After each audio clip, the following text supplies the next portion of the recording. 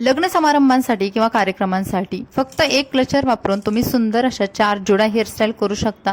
तर त्या कशा करायच्या चला बघूयात. नमस्कार, स्वाती स्टाईलमध्ये पुन्हा एकदा स्वागत. व्हिडिओला लाईक करा, चॅनलला सबस्क्राईब करा आणि कोणती हेअरस्टाईल आवडली कमेंट्समध्ये सांगायला विसरू नका.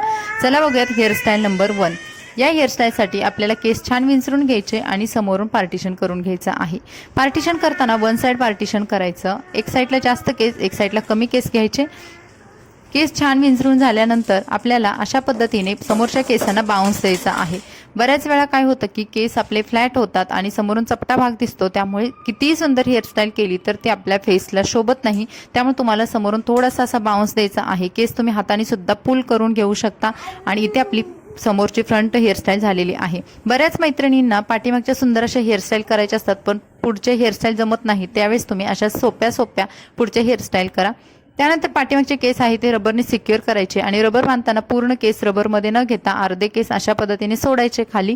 त्यानंतर खालचे केस आहेत ते आपल्याला असे रोल करून रबर बँडवरून अशा पद्धतीने पुन्हा रोल करून घ्यायचे आहेत. इथे आपला रबर बँड पण झाकला जाईल आणि आपले सुंदर अशा केसांना एक नवीन स्टाईल येईल.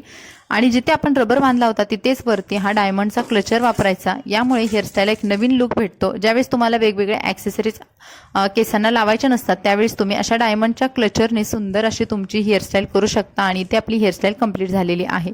आता बघूयात हेअरस्टाईल नंबर 2. हेअरस्टाईल नंबर 2 साठी सुद्धा आपल्याला पुन्हा केस छान विंचरून घ्यायचे आहेत. आता या हेअरस्टाईलचं वैशिष्ट्य म्हणजे या हेअरस्टाईल इतक्या कमी वेळामध्ये झटपट आणि सोप्या पद्धतीने केलेल्या आहेत. त्यामुळे तुम्ही पटकन जेव्हा तुम्हाला आवरायचं असतं ना त्यावेळेस तुम्ही या हेअरस्टाईल नक्की ट्राय करा. केसांचं पार्टिशन करून घ्यायचं. तुम्ही सेंटर पार्टिशन करू शकता आणि त्यानंतर पुन्हा केसांना बाउन्स द्यायचा आहे. आता समोरचे जे केस आहेत ते फक्त पाठीमागच्या दिशेने वळवायचे आहेत आणि इथे आपल्या केसांना आपोआप बाउन्स येतो. त्यानंतर पाठीमागचे केस आहेत ते रबरने सिक्युअर करायचे आहेत. रबरने बांधून पोनी बांधून घ्यायची या केसांची. केस छान घट्ट झाल्यानंतर आता केसांच्या बरोबर सेंटरला अशा पद्धतीने एक केसांचा लूज भाग तयार करायचा आहे. लूज भाग केलेला आहे तिथे हे बाकीचे सर्व केस वरच्या दिशेने न्यायचे आणि आतमध्ये जिथे आपण केसांना लूज केलेला आहे तिथे बाकीचे सर्व केस आहेत ते आतमध्ये लपवून घ्यायचे आहेत. इथे आपला रबर बँड पण लपला जातो आणि बाकीचे खालचे केस आहेत ते सुद्धा लपले जातात. फक्त दोन्ही बाजूचे केस आहेत ते पुन्हा आपल्याला अशा पद्धतीने गोल सर्कलमध्ये घ्यायचे आहेत आणि जिथे आपण लूज भाग केलेला आहे तिथे एका क्लचरने सिक्युअर करायचे आहेत. आणि हाच इथे आपण डायमंडचा क्लच वापरलेला आहे. बऱ्याच मैत्रिणींना ना असे जुडा आंबाडा हेअरस्टाईल करायचे असतात, पण हेवी नको असतं किंवा जास्त पिन्स वापरायला आवडत नाहीत, केस तुटतात, त्यावेळेस तुम्ही ही हेअरस्टाईल नक्की ट्राय करा. त्यानंतर बघूयात हेअरस्टाईल नंबर 3. हेअरस्टाईल नंबर 3 साठी सुद्धा आपल्याला पुन्हा केस विंचरून घ्यायचे आहेत.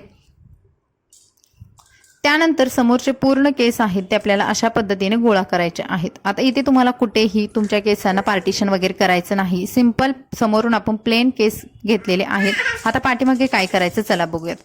पाठीमागचे केस पुन्हा रबरने सिक्युअर करायचे आहेत. आता या 4ही हेअरस्टाईल आहेत ना त्या तुम्ही वेगवेगळ्या फंक्शनसाठी लग्न कार्यक्रमांसाठी करू शकता. म्हणजे जेव्हा तुमच्या घरी एकच लग्न आहे त्यावेळेस तुम्ही हळदीला, मेहंदीला, रिसेप्शनला अशा पद्धतीच्या हेअरस्टाईल करू शकता. त्यानंतर पाठीमागचे उरलेले केस आहेत ना त्यांची 3 पेड्यांची नेहमीप्रमाणे वेणी बांधून घ्यायची. आपण अगदी जशी नेहमी वेणी बांधतो अगदी तशी बांधून घ्यायची आहे. ना जास्त घट्ट ना सैल अशा पद्धतीची वेणी बांधून झाल्यानंतर खालच्या दिशेला एका रबरने ही वेणी सिक्युअर करून घ्यायची. वेणी छान प्रकारे बांधून झाल्यानंतर आता ही वेणी आपल्याला वरच्या दिशेने फोल्ड करायची आहे.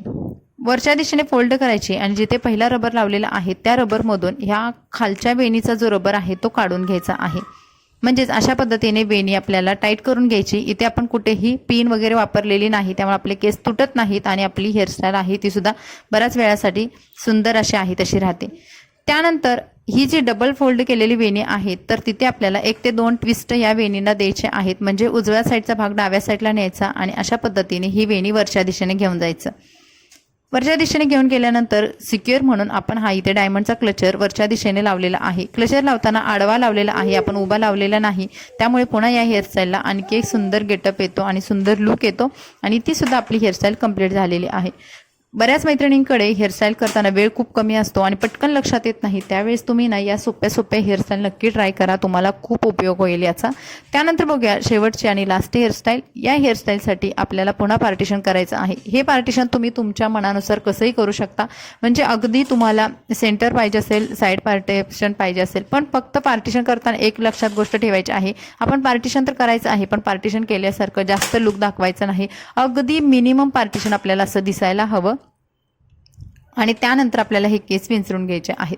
आता इथे आपण फ्रंट हेअरस्टाईल आपली झालेली आहे, खूप सोप्या पद्धतीने आपण केली. त्यानंतर मागचे केस आहेत ते एका रबर बँडने छान प्रकारे बांधून घ्यायचे.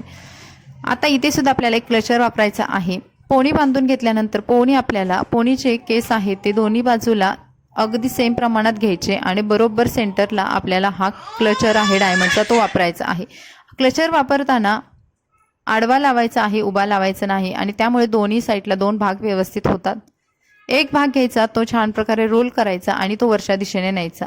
आता वरच्या दिशेने नेताना कधी कधी आपली हेअरस्टाईल इथून सुटते, त्यामुळे अगोदरच आपल्याला एक यू पिनने ना हा भाग पहिला टाईट करून घ्यायचा, सिक्युअर करून घ्यायचा आणि त्यानंतरच या भागाचा जो रोल केलेला आहे तो पूर्ण आपल्या हेअरस्टाईल होती किंवा पूर्ण पोनी होती असा रोल करून किंवा गुंडाळून घ्यायचा.